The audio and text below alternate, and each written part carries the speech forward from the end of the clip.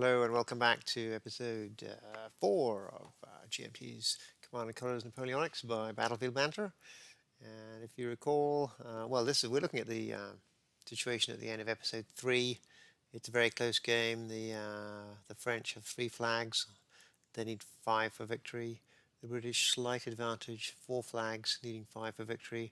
However, the French are um, they're in a position where they can quite easily get at some fairly weak British units, such as this one here, this one here, this one here, and if they were to kill 2 of those or more, they would secure victory. The French unit, the French line infantry down here is rather weak, but he's protected by the train sheltering behind the bluff. So, quick, quick reminder of my cards.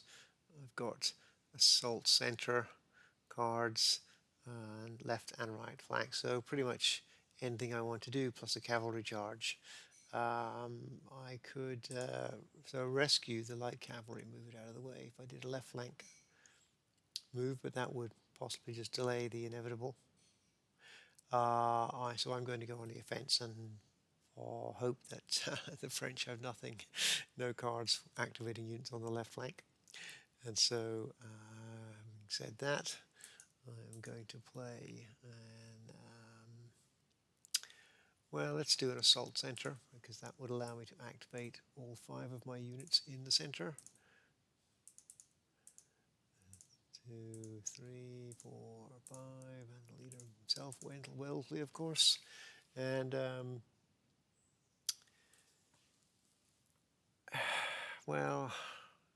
the easy ones, the foot artillery will move up, the infantry will move up, the infantry will move up, and this line, and accompanied by the leader. This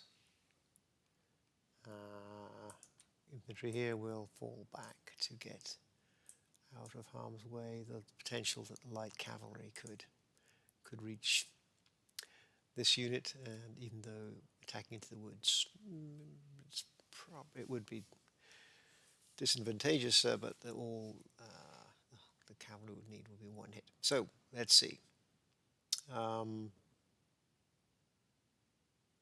what to do with my artillery. I could move them now and get them in a position to attack, and then they would be subject to an attack from the light infantry. I think I will have to do that just to potentially distract. I'm not sure. Just to potentially distract them from potentially distract the French from the left flank. Maybe he will look at that as a good opportunity to move his cavalry up. He could move his cavalry and surround the artillery, stop it from retreating. That would be something, wouldn't it? So I think instead of putting this unit here, I will put this unit there, and then it still only moved 1 when it moved from there to there. So it's still a legal move, but it does give the foot artillery a potential to retreat if need be. All right, I think that's it. And the foot artillery, having moved, cannot battle, so there will be no shooting by the British this turn, unfortunately. And with that, I will end the turn. And let's see what we get. We get another attack center. So if the battle lasts long enough, then there will be lots of opportunity for the British to engage in the center. So with that, it is back to Doug.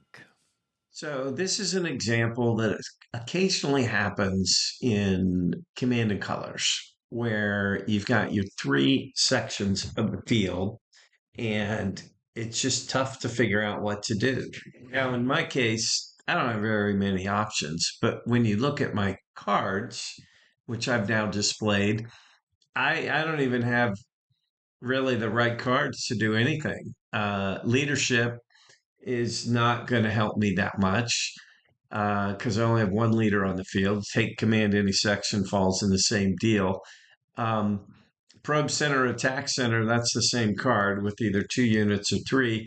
and scout right flank. You only have one unit over there. The problem is I've got this foot artillery here for the Brits on the field that can command and fire at virtually any of my units in the center. And I have that one French line with one figure. So I got to try and get him away and at the same time try to attack the foot artillery.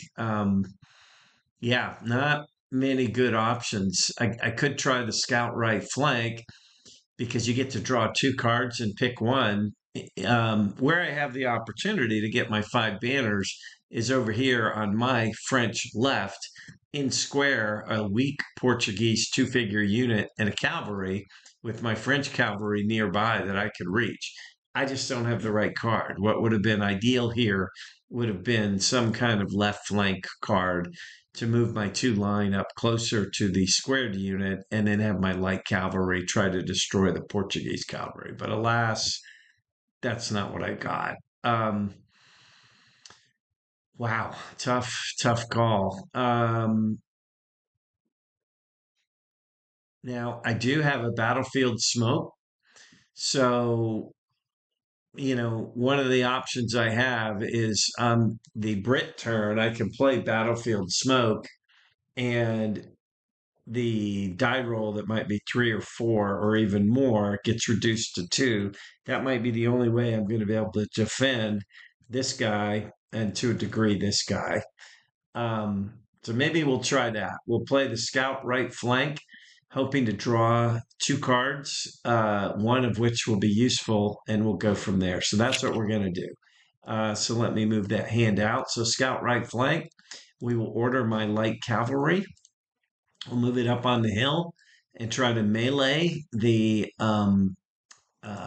British artillery, making myself a target for the other artillery. It's a risk, but I'm down, particularly with the leader that the Brits killed the last turn. That was just a stroke of bad luck.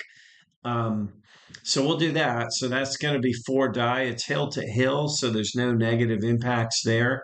And here we go, hoping for the best. We want to get some swords in here and maybe, if it went well, eliminate that foot artillery. So here we go, 4 dice. And nothing. We got to retreat, which isn't going to really help us much. I'm not even going to retreat that. I'm going to send this back to Mark and let him do it. Well, actually, he can correct it. So he's probably going to want to keep if I was him, I'd want to keep this foot artillery with range shot to the light cavalry. So I'd probably go here. So we'll do that. And that way I can then finish my turn and draw up. So I get to draw a tactician's card and then draw 2. So let's draw my tactics card first. Draw a tactics card, a battle back bonus, that helps. And then in turn scout. Let's try that button. Standard action, draw 2, choose 1. We do that. But you know what? I don't know where the 2 cards are. Oh, there they are. They're on the battlefield. So a flank attack. We'll pull the flank attack into my hand and we'll discard the other one. So here's what I'm left with. Flank attack, which is what we're going to use on the next turn in an attempt to hopefully we survive to the next turn. So with that, I'm going Hello to and send welcome it back back to to Mark. Battlefield Banter, Command and Colors Napoleonics. This is turn 6, British turn 6, and I was a little bit surprised that I think it's turn 6.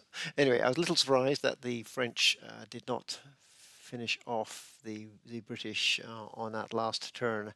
I think the tide of battle may have turned and fortunes of war shifted in the British favour because the French obviously did not have a card on the left flank to deal with the Portuguese in square and the French light cavalry here, which would have given them the last 2 flags they needed to to win the battle.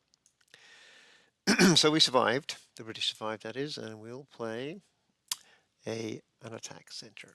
Attack center here, and these 3 units in the center will be activated,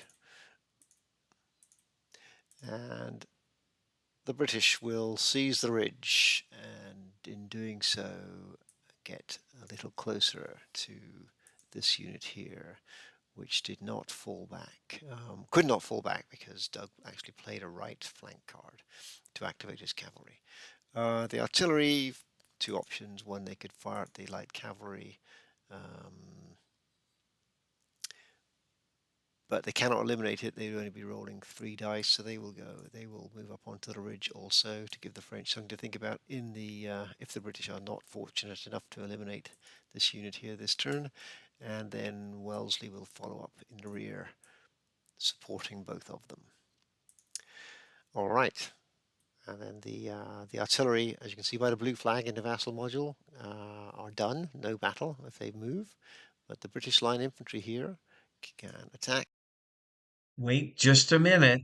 I'm going to play the tactics card, Battlefield Smoke, to reduce your attack to just 2 dice. Okay, well, you heard from Doug there. He did, in fact, have Battlefield Smoke to play, and that will reduce my next attack from 4 dice to 2 dice. So, this is the attack, and here we are, not 4 dice, just 2 dice, so hoping for an infantry unit or a sword.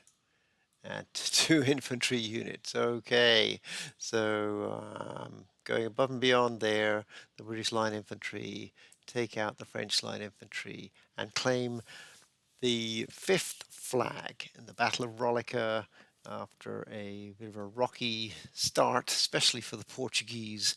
The British and their allies do wrap up the battle with a victory. And this is round 1, because now in Command and Colors Napoleonics, what happens is the players will swap sides. So I will restart in the next episode as the French, and Doug will be the British. And if Doug can still with a chance to win this, if he wins as the British, and but loses less than 3 units, he will win. If he loses 3 units, it's a draw. If I inflict more than 3 losses on the British, or even win, then I will win the game. So that's the end of round 1 of the Battle of Rolica, and that will wrap up this episode, and we will see you soon for round 2.